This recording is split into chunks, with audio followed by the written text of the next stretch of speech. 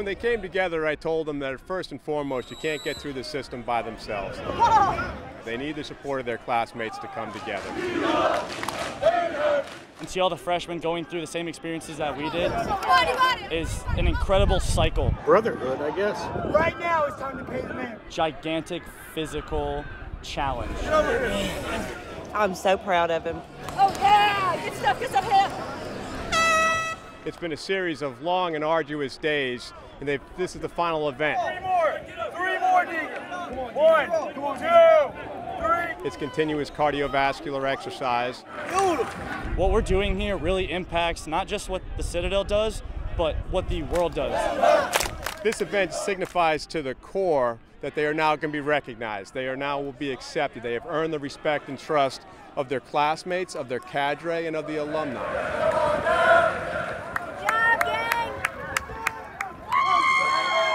I'm trying to contain my emotions. I'm proud. It's an incredible honor for me to carry on the legacy the Citadel has established, but to also continue my career as a leader throughout my experiences here at the Citadel is tremendous. Just pull them as tight as you can get them. So 35 trash cans or so.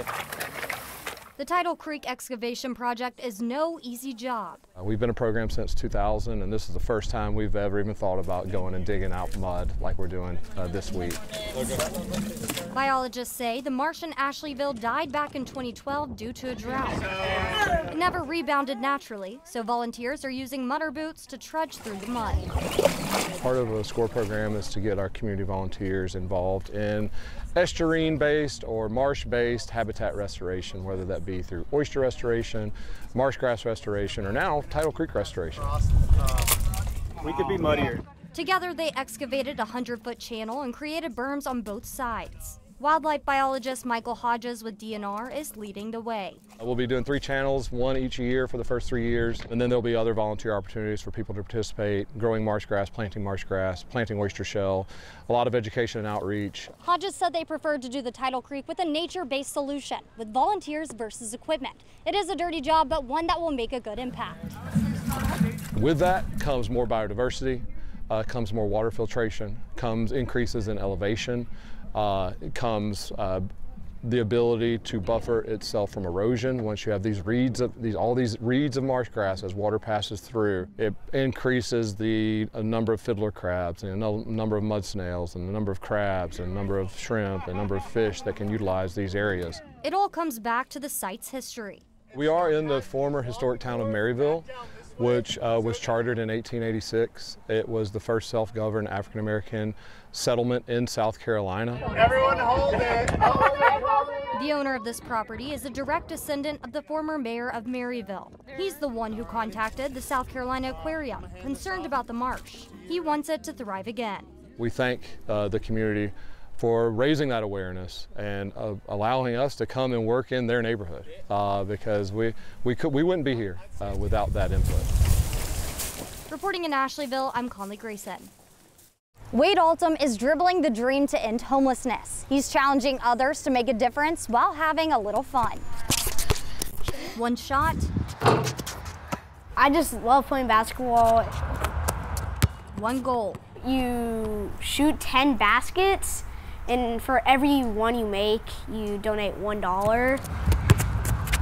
In 2020, Wade Altum started Hoops Against Homelessness. I saw someone on the street asking for money one day, and I asked my mom about it. She told me all about homelessness, and I wanted to help. So we were looking for like a charity or something, and we came up with the idea of 180 Plays and Hoops Against Homelessness. Oh no! All money raised from made baskets go directly to 180 Place. 96 cents of every dollar raised from any fundraiser goes directly to our programs and services for our clients. So it could be anything from our legal services to our food kitchen, our culinary training program, case management, housing, you name it. Chief Development Officer Laura Leroy says as of the count in January 2022, there are about 375 people in Charleston County experiencing homelessness. She explains how they must use other measures to determine the true extent of the problem. Because it relies on who you see on that one given night and if they're willing to talk to you and answer questions. So it's not like a census. This year, Hoops Against Homelessness has raised $3,758 so far. Wade has become a better baller and an inspiration to others. No other time in your life other than when you're a child that it's okay to be selfish, really, and he is the antithesis of that. Combining his love for basketball and helping the homeless is a slam dunk. I think I'm going to do it for the rest of my life. The shot clock is running out. Wade's goal to reach $5,000 ends March 28th. So get out and pass the ball to end and prevent homelessness. Reporting in downtown Charleston, I'm Conley Grayson. Super excitement. A mile-long block party bringing friends together. A party 20 years in the making and funded by the Berkeley County 1-cent sales tax program. I think it's going to be a better connection between old Hanahan, new Hanahan. At some point, yes. I did believe that it was never going to happen. Hanahan's new Railroad Avenue extension finally done after a groundbreaking in 2021.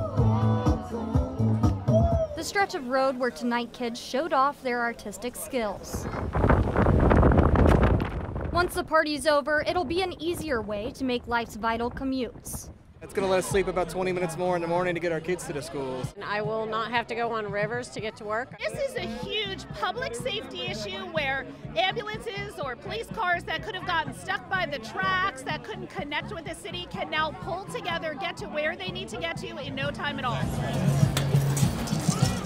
Dozens of neighbors from the Otranto and Eagle Landing traveled by foot, bike, and golf carts to the gathering, made possible by physical community building. A gathering with no heated discussion, just positivity, hope, and teamwork. Where people had to collaborate and all of that joined together has finally produced this celebration. I would love to see this happen every St. Patrick's Day to celebrate the opening of this road.